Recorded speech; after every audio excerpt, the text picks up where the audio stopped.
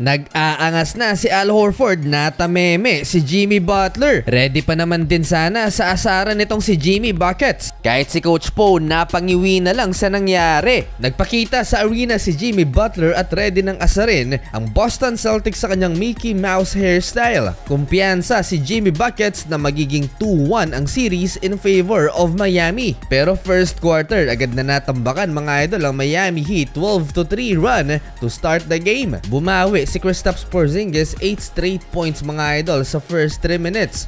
Nawala ang buenas ng Miami sa 3-point area, 1 of 9 shooting lamang beyond the arc. That's 11% mga idol kumpara sa 50% shooting sa first quarter ng Game 2. At bukod dyan, may 5 turnovers din ang home team. Kaya dito sa first quarter, natambakan sila ng Boston Celtics 21-12, 11-point lead ng Celtics. Low scoring game mga idol. Second quarter, nag-iisip na si Coach Poe ng counter niya sa Boston Celtics dahil sa pag-ulan ng 3-pointer at umabot na rin ng 18 points ang biggest lead ng visiting team.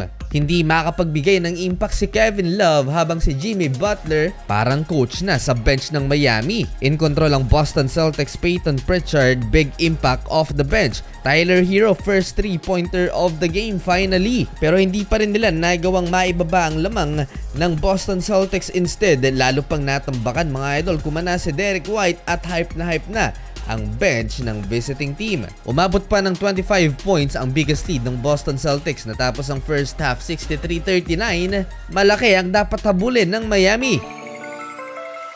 Third quarter, Kristaps Porzingis 3-pointer. Nakasagot ang Miami Heat. Back-to-back field goals mula sa rookie na si Jaime Jaquez Jr. Lockdown ang inabot ng home team sa Boston Celtics. Dalawang beses pang nasupalpal si Triple J. Dahil sa paglobo ng lamang ng Boston Celtics, na-frustrate na itong si Bam Adebayo na nunulak. Nag-mini run ang Miami Heat pero masyadong malaki ang lamang ng Boston Celtics para habulin. Al Horford pinosterize pa si Thomas Bryant. Sumubok ng ibang rotation si Coach Poe pero mukhang hindi pa rin effective. Nagyayabang na sa crowd ng Miami itong si Al Horford. Papatapos ang third quarter, nagkapikunan at nagka-trash talkan si Peyton Pritchard at Caleb Martin. Heading into fourth quarter, tambak malala ang Miami 87-61. Fourth quarter, ipinasok si Patty Mills at agad na nagtala ng 3-pointer. Tahimik si Jimmy Butler sa kanyang kinauupuan at hindi nakakatayo mga idol. Hindi magawang ma-hype ang kanyang kupunan. Ang tropa niyang si Al Horford, tiningnan pa siya sa bench. Duncan Robinson sa loob ng 7-minute na playing time hindi man lang nag-attempt na tumira.